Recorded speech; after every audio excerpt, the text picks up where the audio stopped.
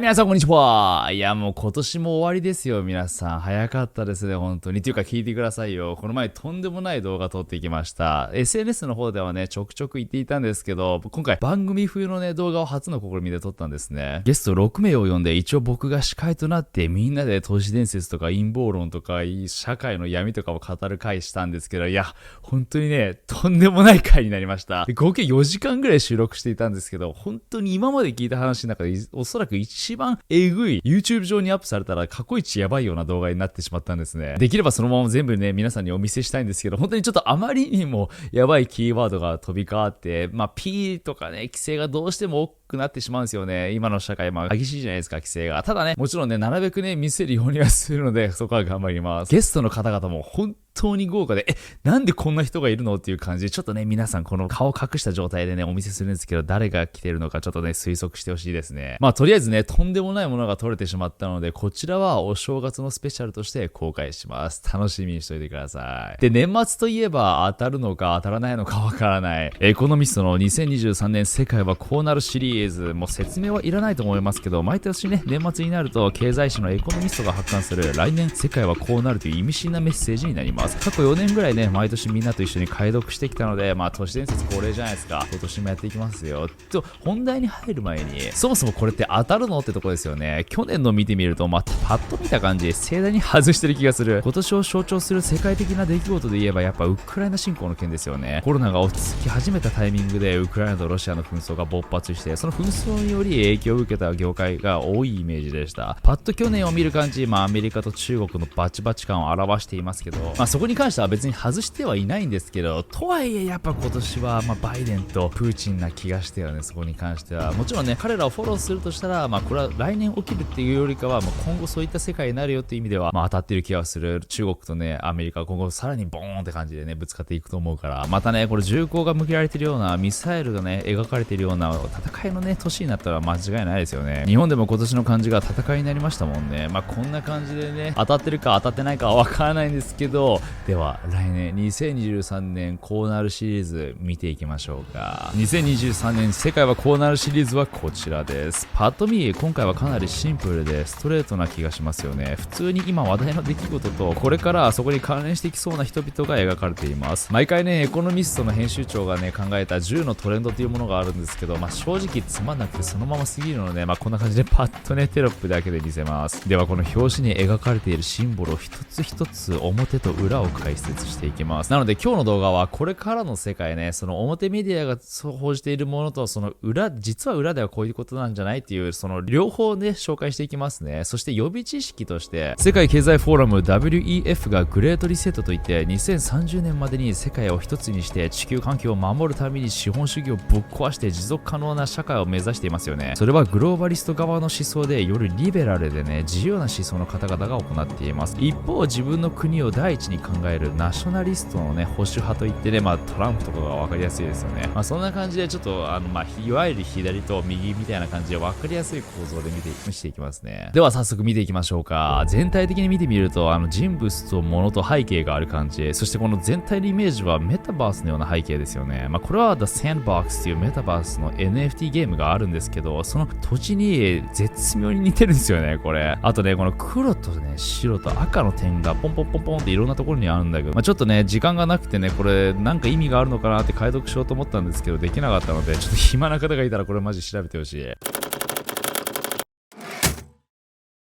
では人物を見ていきましょうか。まずはこちら蔡英文、台湾の総統ですけど、今回なぜ表紙にいるのか。蔡英文といえばリベラル寄りの人で LGBT とか同性婚を支持している人なんですけど、彼女が注目されているのはやはりアメリカと中国の対立がありますよね。それで言うと2022年台湾政策法案というものが可決されたんですけど、これは対米関係の安全保障だったり経済貿易関係の強化、今後4年間で45億ドルの軍事支援を台湾にするという、もちろんこれはね、中国に対抗するためのね、お互いの絆をもっと深めましょうというものなんですけど、ある意味これって今起こっている戦争、ウクライナの新たなゼレンスキーを作り上げてるんじゃないかという説があるんです。今回のウクライナ紛争もどちらかというと代理戦争っていうキーワードが定着してきてますよね。代理戦争というのは主体が直接戦争に関わることなく、その他の主体を当事者として戦わせることです。大量の軍事サポートをしている一面を見ると、今回のウクライナがね、アメリカの代理戦争を行っているということですよね。それと同じような土台がね、もうすでに中国が台湾を攻めた時に今出来上がっちゃってるという感じです。この説に妙な信憑性があるのは、この2022年台湾政策法案を提案したのが民主党のロバート・メネンデス上院外交委員長と共和党のリンゼー・グラム議員なんですけど、彼らは新保守主義ネオコンのような連中で戦争から利益を得ることを目的としていると推測されているんです。あれこれデジャブ起きてるんじゃねっていうこと。ネオコンというのは世界の中で明確にアメリカの地位を確立させるためにあの手この手を使って国際問題を解決するという謳い文句でアメリカが有利に立つように動いている人たちのことです。過去の人物たちで言うとブッシュとかがもろそうですよね。あとはね、ヒラリー・クリントンとかウクライナ侵攻とか過去のね紛争も実は彼らの仕業なんじゃないかなっていう話が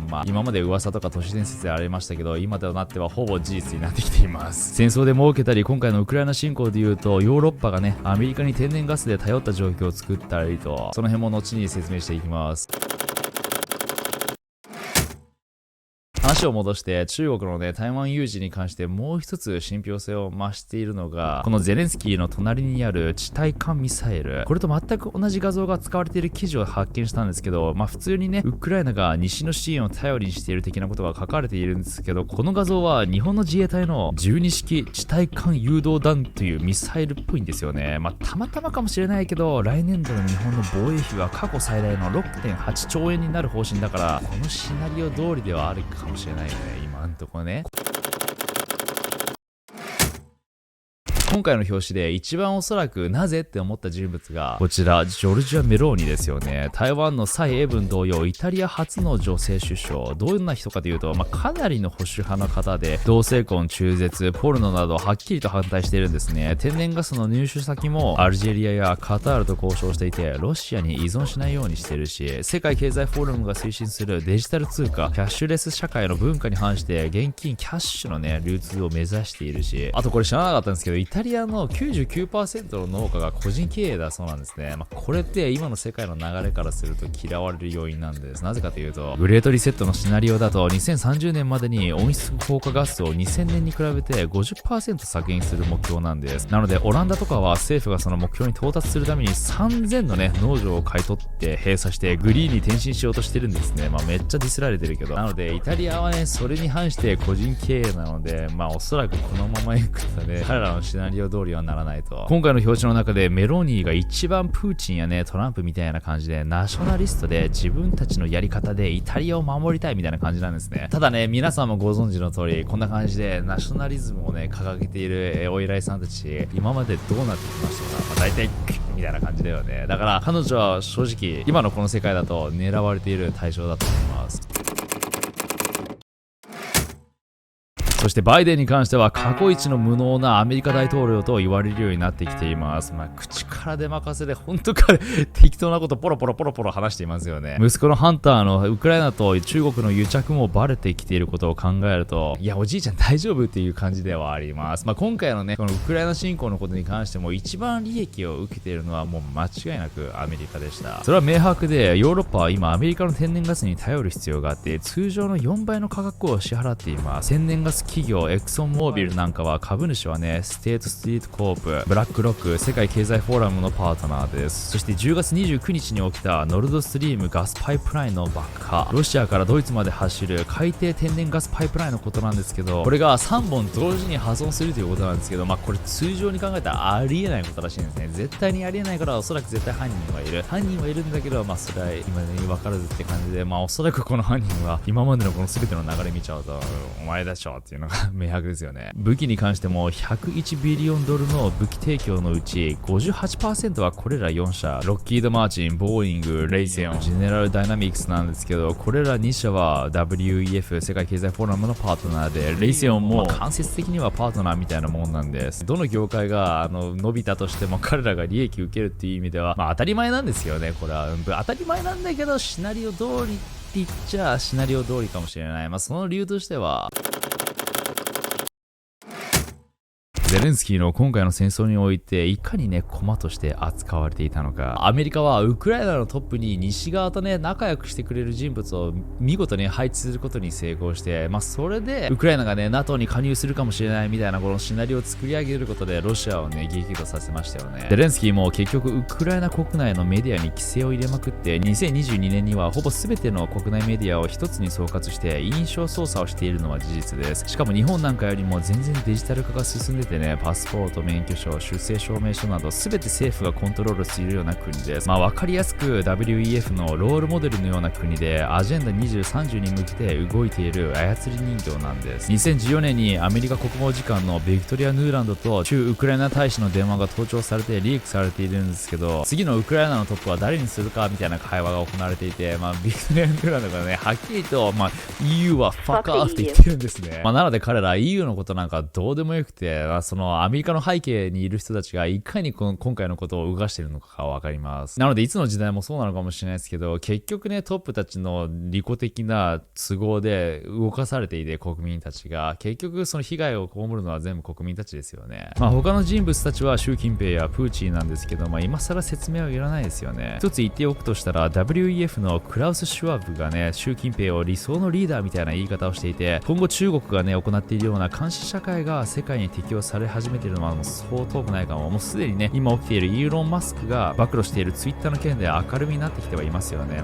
これに関してはね後ほど話します。ではね描かれているものと背景を見ていきましょうか。あとその前にね今回ねこの動画をね実現させてくれたのは今回のもうスポンサーのエクスプレス VPN さんです。もし誰かがね毎日ねみんなをねひっきりなしに監視したりやることすべてをメモに取られていたりしたら気持ち悪いですよね。ただなんとね実際にインターネットにアクセスしているとそういったことが起きているんです。光 Wi-Fi などもオンライン上で何をしているか全て見れてしまいます。みんながクリックしたサイトやそのサイトに何分滞在していたのかも、シークレットモードでね入ったエロサイトも全部バレバレで、そこでエクスプレス VPN が重要になってくるんです。エクスプレス VPN はネット上に暗号化されたサーバーを構築して、その仮想サーバーを通ることでトラフィックをね 100% シャッフルしてくれるから、プライベートのままネットにアクセスすることができるんです。このようにアプリで国を選択するだけで簡単に接続できちゃいます。しかも世界各国に置かれている仮想サーバーを経由してオンライン上のロケーションを変更することができるので、特定の国でしか閲覧できないようなサイトや様々な動画配信サービスで日本では見れない何千もの映画とかにもアクセスすることができます。便利で実際僕も使っているので、オンライン上でプライベートを守りながらなおかつね世界中のね映画とかを楽しみたい方はねチェックしてみてはいかがでしょうか。僕のこのリンクから飛べば3ヶ月無料キャンペーンを実施中なので、気になる方はね概要欄チェックしてみてください。では話を戻します。エコノミストのねものと背景、何が描かれているのか。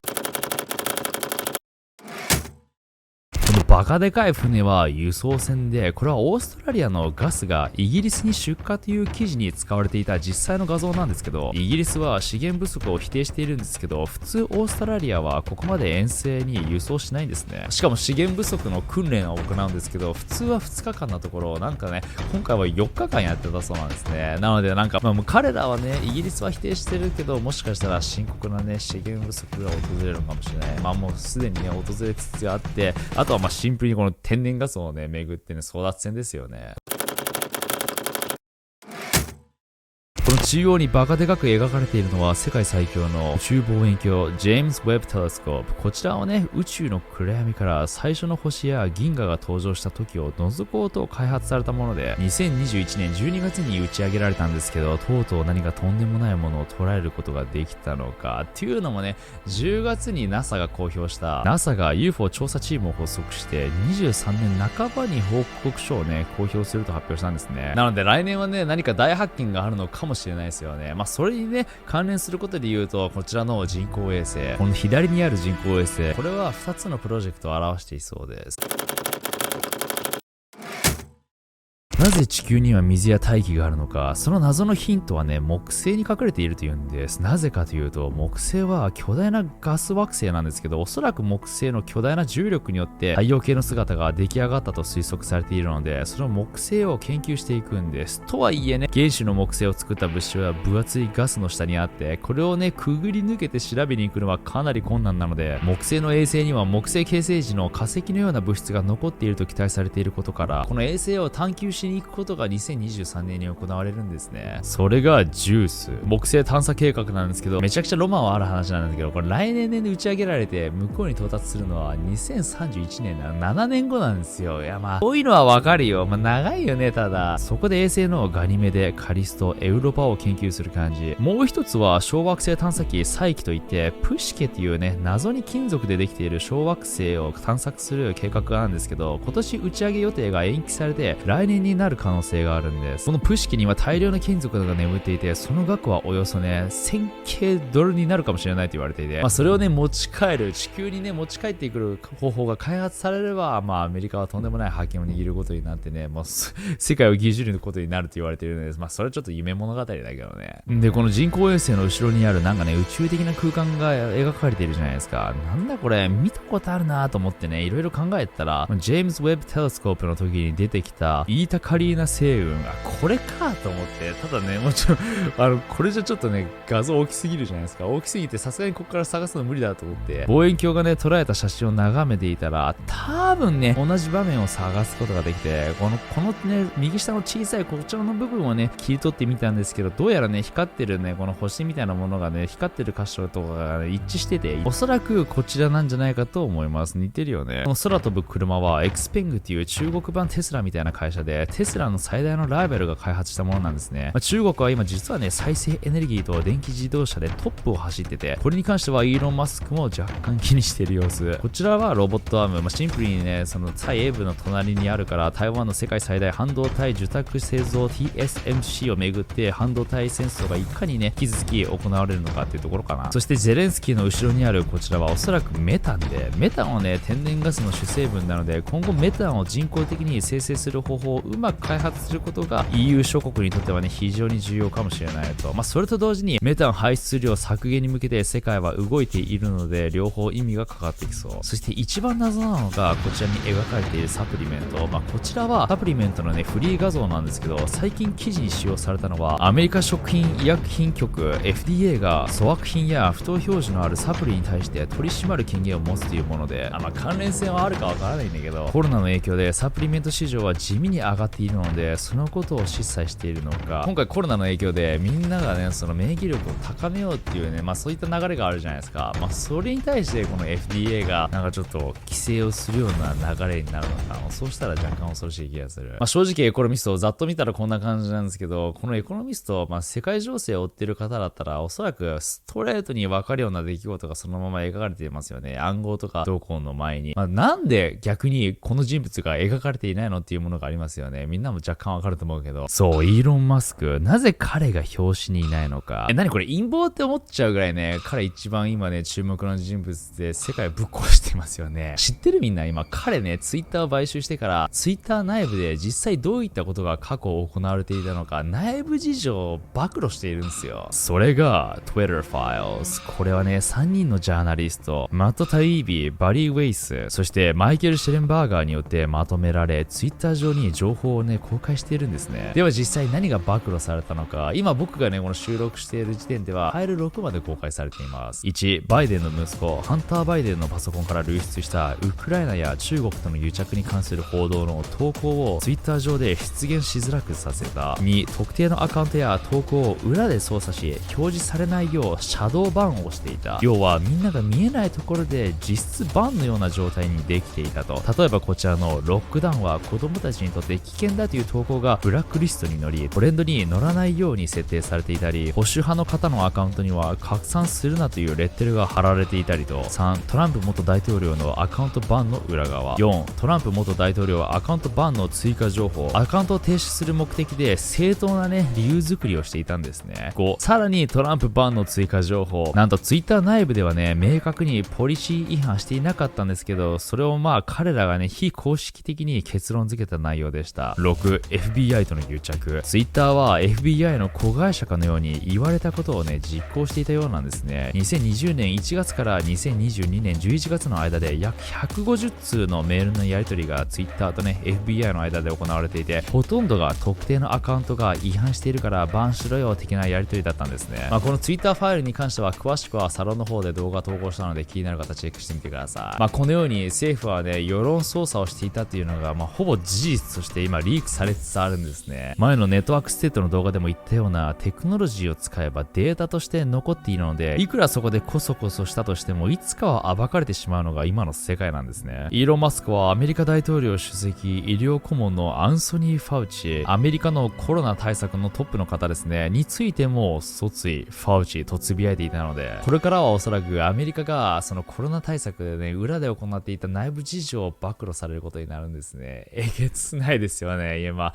イーロン・マスクが行っていることをぶっちゃけ言っちゃうと、彼もマジいつ暗殺されてもおかしくないような状況な気もする。どうでしょう皆さん。これがエコノミストのまとめになります。これがね、僕のね、今年のね、最後の動画になると思うので、今年は僕個人としてはかなりチャレンジの年でしたね。オンラインサロンを開設したりとね、対談をやったりと、こうやってね、番組をね、撮ってみたりと、今年はチャレンジの年ね、それと同時にもちろんね、その課題点みたいなのもたくさん生まれてきて、来年はさらにその課題点をね、改善して、さらに新しいことをどんどんやっていきたいと思うので、皆さん来年もよろしくお願いします。はい。それでは、良いお年を。それでは皆さんご視聴ありがとうございました。